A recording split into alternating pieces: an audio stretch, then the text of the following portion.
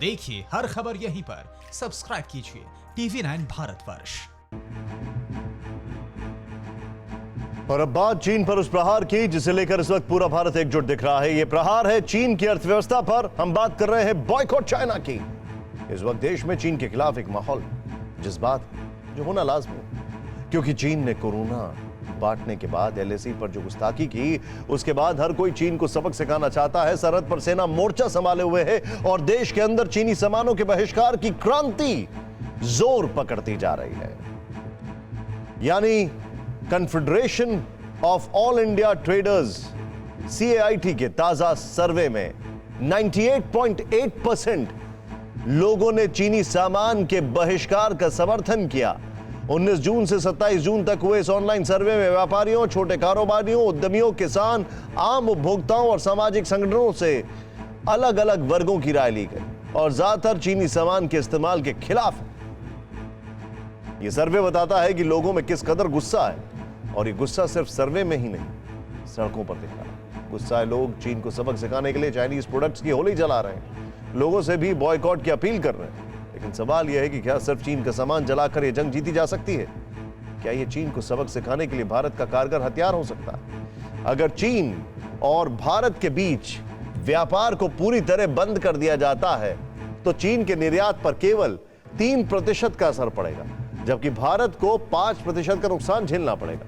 अगर आयात की बात करें तो चीन को सिर्फ 1% का नुकसान होगा, जबकि भारत को 14% का नुकसान होगा। कुछ यही बात केंद्रीय मंत्री नितिन गडकरी ने भी की है, जिन्होंने इंपोर्ट किए गए सामानों के कंसाइनमेंट बंदरगाहों पर फंसे होने की चिंता जताई। वित्त मंत्री निर्मला सीतारमण, वाणिज्य और उद्योग मंत्री पीयूष गोयल को लेटर लिख दी। साथ ही एक वेब पोर्टल पर इंटरव्यू में कहा कि इससे चीन को नहीं, हमें नुकसान होगा। जिन उद्योगपतियों ने चीन से माल इंपोर्ट किया है, उन्होंने लाइन ऑफ क्रेडिट से पैसा भी दे दिया है। वो माल अब बंदरगाह में फंसा है, उससे नुकसान चीन का नहीं होगा, हमारा इंडस्ट्री का होगा। हमारा फोकस चीन से इंपोर्ट कम करना है और इसके लिए इंपोर्ट ड्यूटी बढ़ाई जा सकती है, लेकिन सामान को बंदरगाह पर रोकना कितना सही? तो क्या इसका मतलब यह है कि बॉयकॉट चाइना की मुहिम बिल्कुल बेकार है? क्या यह सिर्फ एक इमोशनल रिएक्शन है जिसे अमली जामा नहीं पहनाया जा सकता? तो आपको बता दें कि ऐसा हो सकता है। कैसे, देखें इस रिपोर्ट में। चाइनीज कंपनी बंद करो, मोदी हम तुम्हारे साथ हैं। देश के अलग अलग हिस्सों में इन दिनों ऐसी ही तस्वीरें सामने आ रही हैं। चौक चौराहों पर लोग चाइनीज प्रोडक्ट्स जला रहे हैं, बायकॉट चाइना के नारे लगा रहे हैं।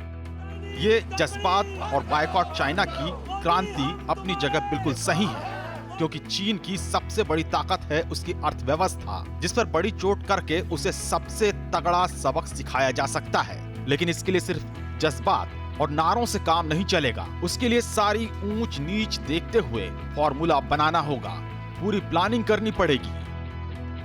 देश की सबसे बड़ी कार कंपनी मारुति सुजुकी के चेयरमैन RC भार्गव के मुताबिक आयात करना किसी के व्यावसायिक हित में नहीं है। आप तभी आयात करते हैं जब आपके पास सीमित विकल्प होते हैं। मतलब ऐसे उत्पाद या तो भारत में उपलब्ध ही नहीं है, या फिर उनकी क्वालिटी अच्छी नहीं होती है, या फिर कीमत के लिहाज से वो काफी महंगे होते हैं। इन तमाम चीजों के चलते ही भारत में चीन और दूसरे मुल्कों से सामान आयात किया जाता है, और इसमें सबसे ज्यादा सामान चीन से आता है। ऐसे में चीन से आयात को एक झटके में रोकना मुमकिन नहीं है, लेकिन रणनीति के साथ इसे मुमकिन किया जा सकता है। इसके लिए भारत में मैन्युफैक्चरिंग सेक्टर को ज्यादा प्रतिस्पर्धी और व्यापक बनाना होगा, क्योंकि अगर भारत में प्रतिस्पर्धी मूल्य पर सामान का उत्पादन चालू हो जाएगा तो लोग उनका आयात नहीं करेंगे। प्रधानमंत्री ने जिस आत्मनिर्भर भारत की कल्पना पेश की है, उसका मतलब भी यही है। इसके साथ ही आयात का ऐसा विकल्प भी तलाशना होगा जो इतना ज्यादा महंगा ना हो कि उपभोक्ताओं पर बहुत बोझ बढ़ जाए। हालांकि चाइनीज प्रोडक्ट का बायकॉट करने के बाद लोगों को ज्यादा दाम चुकाने के लिए तैयार रहना होगा। कुल मिलाकर मतलब यह है कि लोगों में गुस्सा है और वो चाइनीज प्रोडक्ट का बहिष्कार करने के लिए तैयार है, लेकिन उसके लिए जरूरी यह है कि उनके पास विकल्प हो, और इसके लिए सरकार और उद्योगपतियों को पूरी प्लानिंग के साथ कदम आगे बढ़ाने होंगे। चीन के खिलाफ गुस्सा सिर्फ भारत में नहीं बल्कि दुनिया के कई देशों में है और उस गुस्से की वजह है कोरोना वायरस, जिसे फैलाने का इल्जाम चीन पर है, जिसकी वजह से अब दुनिया भर के बड़े मुल्क चीन का बॉयकॉट करने में लग गए। ऐसे में भारत के बॉयकॉट से चीन को भले ही अभी ज्यादा फर्क ना पड़े, लेकिन जब दुनिया के कई मुल्क एक साथ चीन से दूर हो जाएंगे तो उसकी हालत खराब होनी तय है। मौजूदा वक्त पे भारत के साथ अमेरिका, ब्रिटेन, जापान, ऑस्ट्रेलिया सब खड़े हैं। अगर सबने मिलकर चीन का टोटल बॉयकॉट कर दिया तो चीन को तगड़ी चोट लगनी तय है।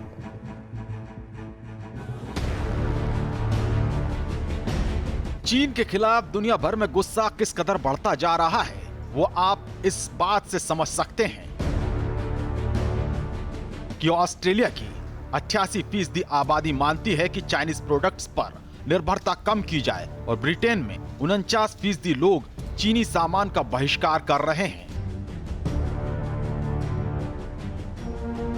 चीन के लिए यह बहुत ही चिंता की बात है, क्योंकि अगर इसी तरह दुनिया के बड़े मुल्कों में उसका बायकॉट बढ़ने लगा तो चीन की अर्थव्यवस्था चरमरा जाएगी। जरा आंकड़ों के इस उदाहरण से समझिए।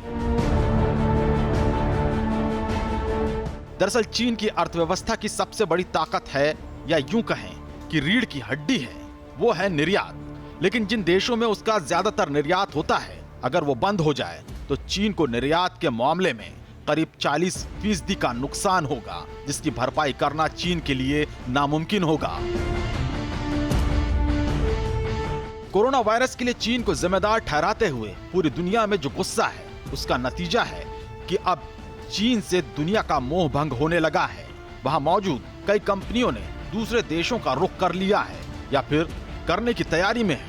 उदाहरण के लिए एप्पल, माइक्रोसॉफ्ट, गूगल, वॉन वेलेक्स, रिको, नाइकी, पैनासोनिक, माजदा। कोरोना महामारी के कारण चीन से 4000 से ज्यादा कंपनियां निकलना चाहती हैं और यूबीएस मार्केट रिपोर्ट के मुताबिक ज्यादातर कंपनियों की पहली पसंद भारत है। चीन से कंपनियां बोरिया बिस्तर समेटने में जुट गई हैं और इसका असर उसकी अर्थव्यवस्था पर पड़ना शुरू हो गया है।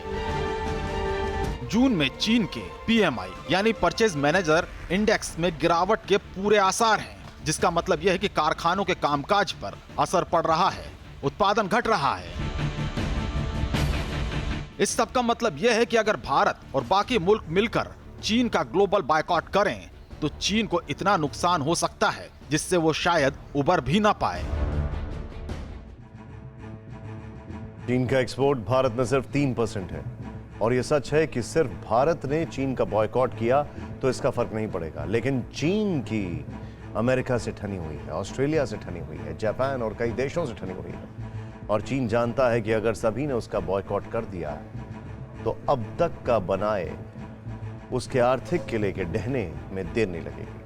TV9 network 6 languages Hindi, English, Telugu, Kannada, Marathi and Gujarati. 56 crore impressions. India's #1 news network. TV9 network.